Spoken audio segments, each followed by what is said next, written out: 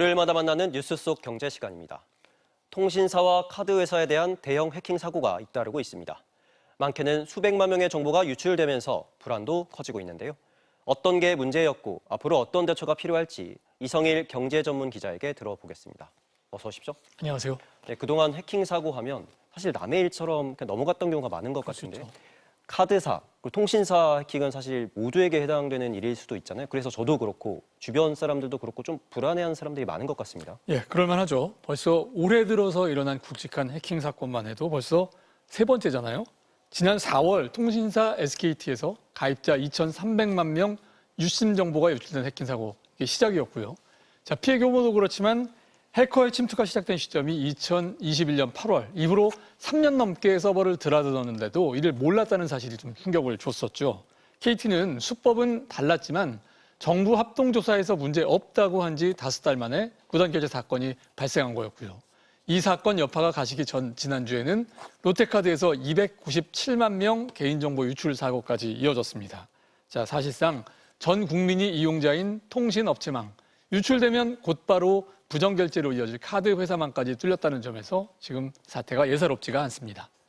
기업들도 해킹을 당한 거니까 이해를 해줄 수 있다고 쳐도 사실 해킹 당한 이후의 행보들은 좀 납득하기 어려운 것 같습니다. 그렇죠. 말씀대로 기업들도 해킹 피해자인 건 사실이죠. 하지만 사고가 나면 이용자 피해 최소화하기 위해서 노력을 해야 될 텐데 여기서 좀 미흡한 점들이 보였습니다. KT는 사건 초기에 피해자들의 신고를 묵살을 했고요. 무단결제 사실이 확인된 뒤에도 서버가 뚫리지 않았다, 이런 점들을 굉장히 강조를 했습니다. 뒤늦게 불법 초소형 기지국을 이용한 새로운 정보 탈취 수법이 드러나면서 피해를 줄일 기회를 놓쳤다는 비판을 사게 됐죠.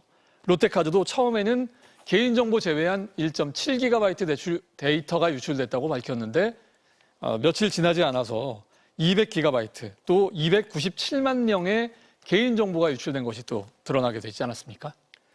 지금까지 드러난 피해만 해도 적지 않은데 그렇죠. 사실 유출된 정보만으로도 또 다른 2차 피해가 나타날 수도 있는 상황 아닌가요? 자, 지난 금요일에 뉴스데스크가 보도한 내용 좀 보면요. 애플 온라인 스토어에서 자기도 모르게 신용카드 결제가 일어났다, 이런 메일을 받았던 그 롯데카드 이용자 사례를 예를 볼 수 있습니다. 자, 나중에 애플에 확인한 결과 결제는 없었고 피해도 일어나지 않았습니다. 자, 하지만 이용자들 입장에서는 카드사 설명대로 범인들이 당장 부정결제에 쓸 만큼 충분한 정보를 취득하지 못했더라도 2차 피해에 대한 불안감을 가지는 그런 이유를 설명을 해줍니다. 2차 범죄를 시도한 범인은 이용자의 카드번호 일부를 알고요. 피싱용 이메일을 더 진짜처럼 보일 수 있게 이용자들을 쉽게 속이는 데 활용을 했기 때문이죠. 해킹으로 취득한 정보는 작더라도 마치 눈을 굴려서 눈사람을 만든 듯이 범행을 저지를 충분한 정보를 나중에 얻어내는 데 활용할 수 있다는 점 보여준 사례입니다. 이 정도까지 됐으면 근본적인 해결책이 좀 나와야 될 것 같은데 어떤 것들이 있을까요? 자, 미국과 유럽 기업에 비해서 우리 기업들의 보안 투자가 좀 소홀하다, 규모가 작다, 이런 점 오래전부터 지적이 되어 왔거든요. 투자 확대가 필요한 건 분명한데, 자, 그러면 어떤 방향으로 이걸 유인하느냐가 중요한 질문일 겁니다.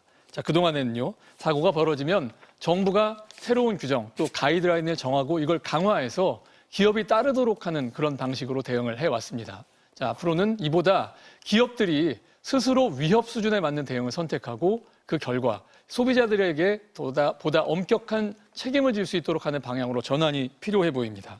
자, 이런 전환은 해킹 사태 대응뿐만 아니라 급속도로 늘어나고 있는 금융사고에 대한 대응 원칙으로도 유용하게 활용이 될 수 있는데요. 자, 미국의 경우 이용자가 비밀번호 같은 주요 정보를 고의로 유출하지 않는 한 부정 사용에 대한 책임을 원칙적으로 부담을 하지 않습니다. 책임을 우선 지는 것은 은행 같은 금융기관, 온라인 판매자들이고요. 그러다 보면 이 기업들이 사고를 방지하기 위해 필요한 투자를 늘리고 또 기술을 효율적으로 발전을 시키게 되는 겁니다.